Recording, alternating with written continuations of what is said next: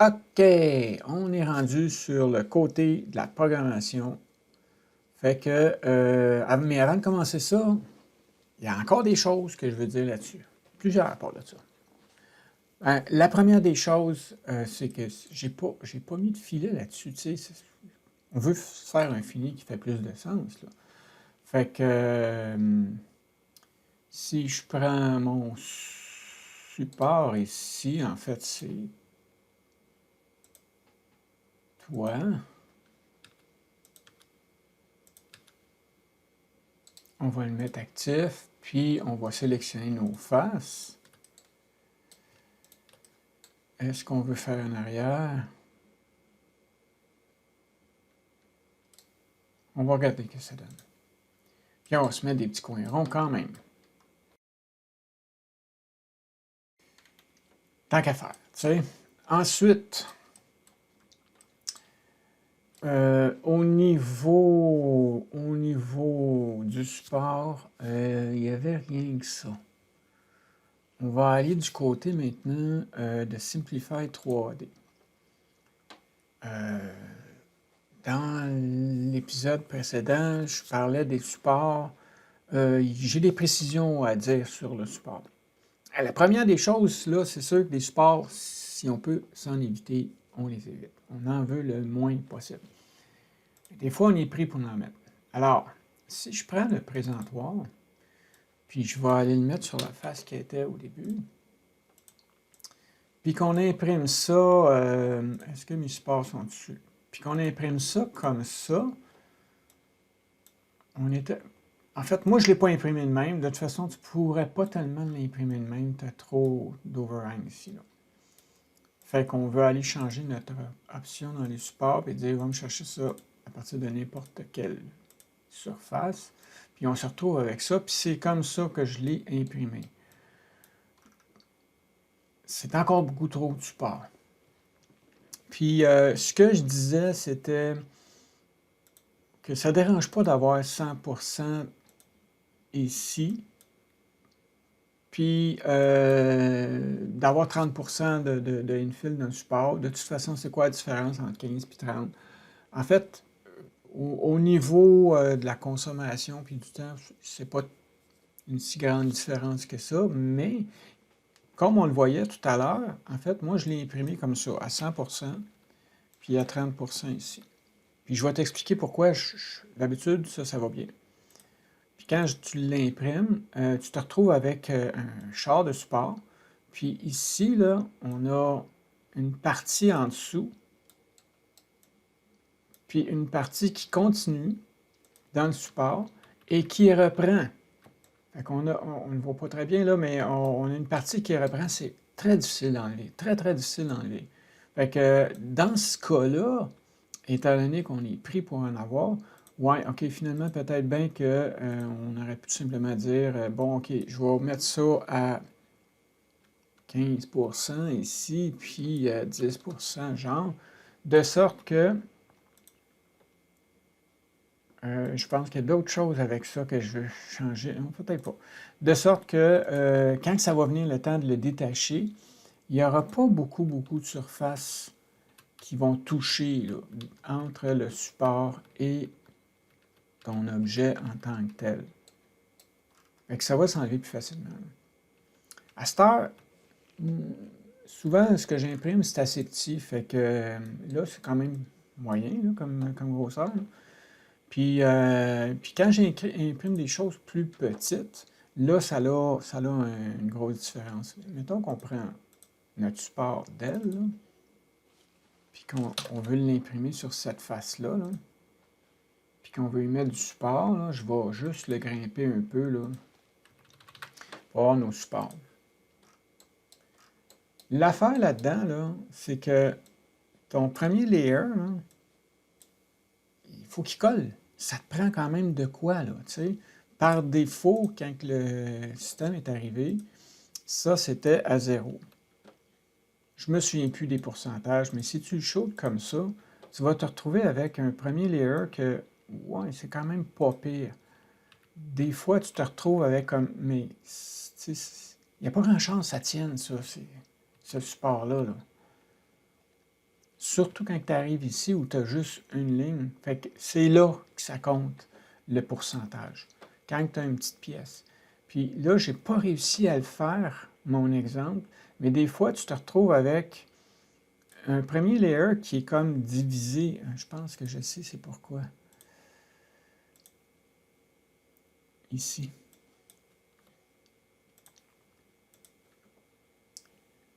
Fait que tu te retrouves avec des affaires dans le même, ça ne tiendra jamais, ça. Tu ne seras jamais capable de partir ton support avec ça, là, ça ne tient pas.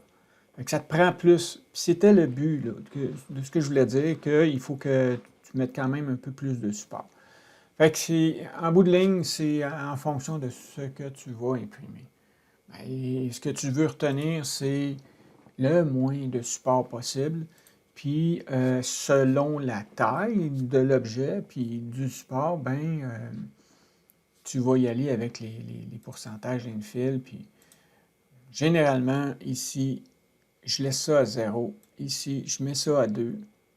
Je suis sûr que les deux premiers layers sont pleins. Et puis, ici, ben, ça va varier. Ça va varier. Bon, fait que ça, c'est pour les supports. C'est presque tout pour les supports. J'ai d'autres choses aussi que je veux dire. On veut essayer d'en éviter autant que possible, là. Fait qu'on voyait qu'il y avait beaucoup de supports ici, là, dans l'intermédiaire. Puis, comment tu fais pour éviter le support? Ben, on peut faire des sections, tu sais, tout simplement arriver et dire, bon, c'est correct, je vais faire des tranches. Mettons que tu t'en vas dans le FreeCAD, puis tu regardes l'objet comme qui est là. On sait qu'on l'a imprimé dans ce sens-là. On va se faire un petit ménage ici, là. On pourrait faire une coupe ici. On va la faire, tiens. Fait que mettons qu'on va ajouter un datum plane qui se trouve à être pas attaché. Je suis capable de l'attacher, moi, sur cette face-là. Puis de la reculer. On va essayer de même un peu d'un Y. C'est que ça donne. Bon, c'est 17, un Z. Mettons, on dit, tiens, je vais me faire une tranche comme ça. C'est un exemple. Là. Puis tu prends ton support. Ensuite, tu prends, puis tu t'en vas dans Part. Tu prends ton support, tu prends ton plan. Puis tu fais une slice. Là. Fait qu'on se retrouve avec deux pièces. Celle-là, que tu imprimes carrément comme ça, sur la face que tu veux. Tu n'auras pas besoin de support. Je n'ai pas regardé l'autre. Qu'est-ce que ça donne, l'autre? De même. Sais-tu quoi? On va l'essayer. On va essayer d'exporter ça.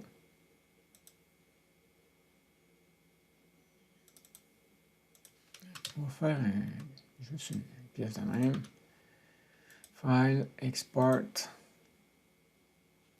B.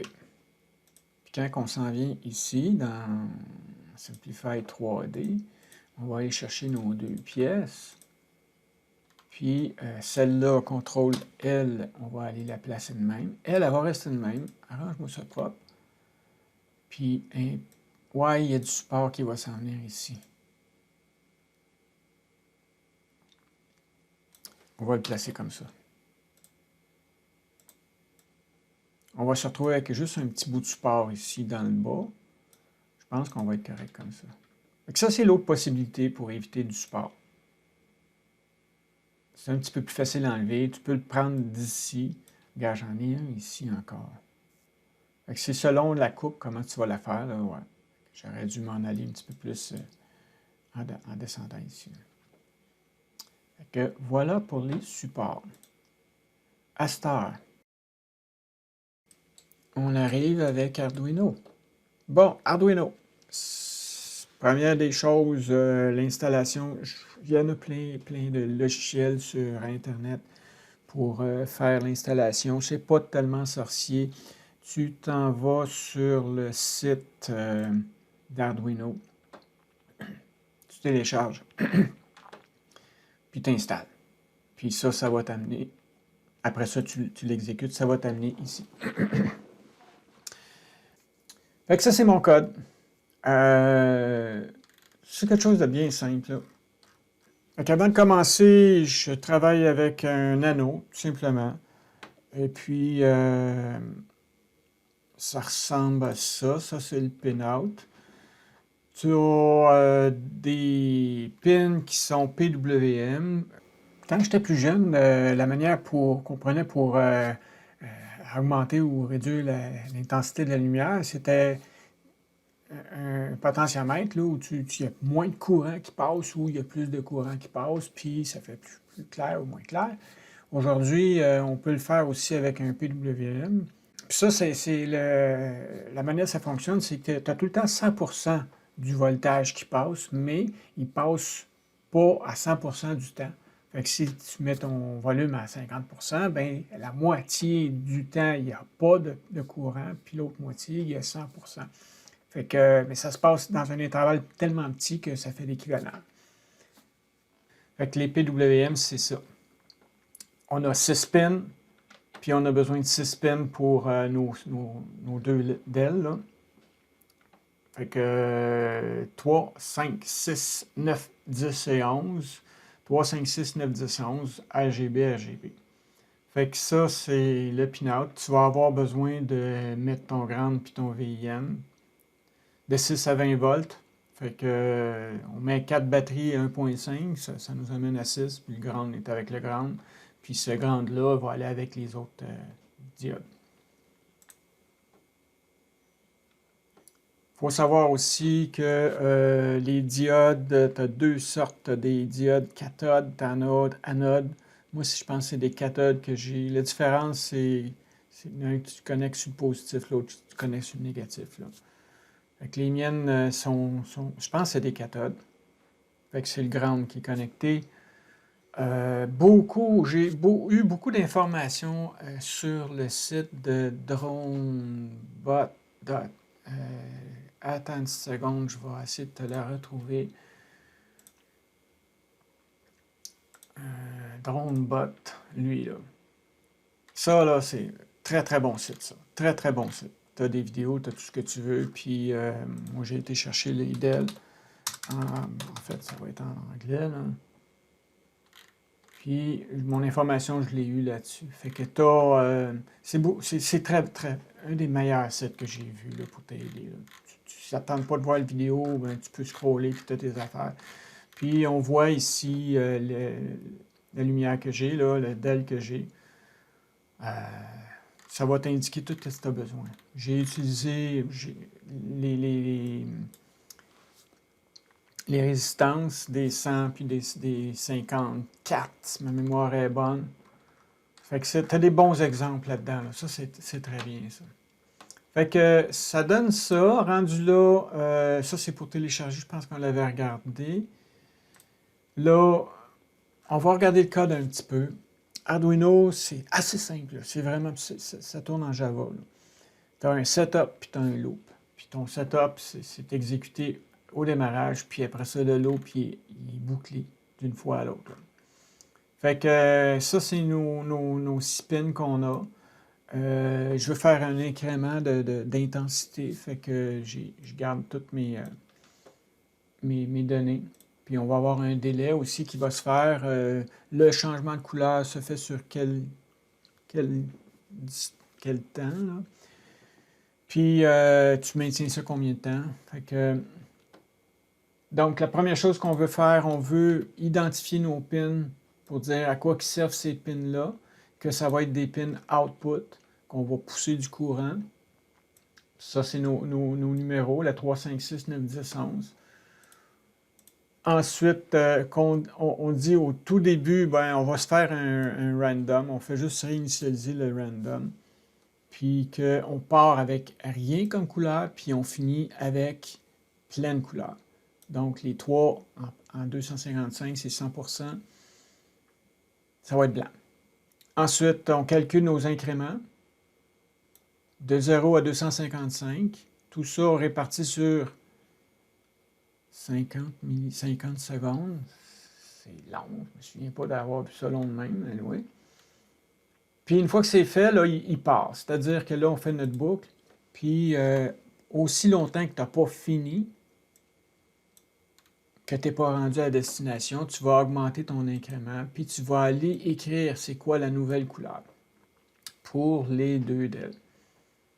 Puis une fois que tu es rendu à destination, c'est-à-dire que le début est rendu à la fin, la valeur du début est rendue à la fin ou qui a dépassé, on est d'infraction. Ici, ça dit si on augmente la couleur puis que cette couleur-là a dépassé la fin, ou si on diminue la couleur puis que cette couleur-là est plus petite ou égale à la fin, même chose pour les autres. On va rentrer dans ça, qui va nous dire « OK, c'est correct, on change de couleur. » On commence toujours avec le blanc. Puis ce que j'ai fait, ça a été de dire ça a un meilleur impact si tu pars de rien, puis ça monte à pleine couleur. Puis après ça, ça réduit à rien pour remonter, mais tu peux jouer avec ça. Tu peux t'amuser pour changer les couleurs à ton goût. Là. Fait que ça donne ça. Ensuite, là, ça vient le temps de l'uploader sur ton anneau. Fait que ça se passe ici. Tout. En fait, je ferai ça, mais avant, on s'assure qu'on est correct, qu'on a pris le bon board Arduino Nano, le bon processeur Atmega 328. Puis le port en tant que tel, ben, si tu ne sais pas quel port que c'est, ben, tu le déplugues, tu regardes. Présentement, j'ai le 1 puis le 6, mais dès que je plug mon anneau, il va me présenter le 4. Fait que je suis sur le 4. Je prends le 4. Puis après ça, ben, je vais sûrement avoir une manière de l'envoyer là, mais c'est ça. Tu peux le compiler pour voir ce que ça donne. Puis tu peux l'uploader. Fait que là, il est en train de l'uploader, puis après ça, dès qu'il est uploadé, tu vas voir le résultat tout de suite. Mais c'est ça qu'on veut. Donc, tu vois, là, il est uploadé, puis il est en train de rouler. Là, tu ne le vois pas parce que je ne l'ai pas à l'écran, mais je vais te montrer ce que ça donne plus tard. Fait que c'est ça, c'est un sketch qui est quand même bien simple. Là, on part, on initialise, puis après ça, une fois qu'on a initialisé, on met notre loop. Puis qu'est-ce qu'on veut faire dans ce loop-là? Fait que c'est ça, ça donne ça. Je pense que ça a fait le tour. Puis ça clôt le projet. Fait qu'on se repogne sur le prochain. Ciao. Fidèle à mon habitude, j'ai encore oublié de dire des choses. Fait que avant de passer au résultat final, j'ajoute ça ici. C'est-à-dire que lorsque ça a venu le temps de placer ce petit bidule-là, la petite porte, elle est trop serrée. Tu sais, c'est mince, puis le premier layer, il foire toujours un peu, puis j'ai pas donné assez de jeu. Fait que, puis c'est pas évident d'enlever de la matière sur le contour, là, quand c'est mince comme ça.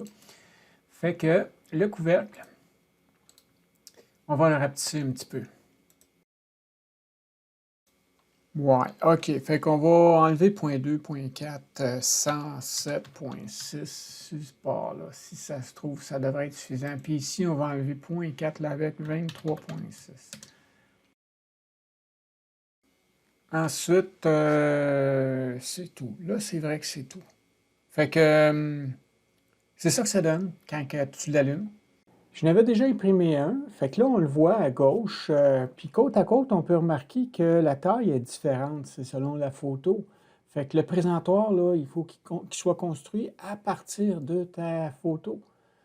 Ensuite, on peut voir que celui de droite, il ne fit pas aussi bien. Il y a un du jour en haut à gauche. Et puis, une dernière chose que j'ai oublié de parler, c'est que le Nano, il y a un petit DEL rouge qui est tout le temps allumé. Et puis, on peut le voir quand ça s'estompe, on voit le rouge qui ressort. Fait que ça serait peut-être une bonne idée de soit dessouder le DEL ou bien mettre un tape dessus, quelque chose.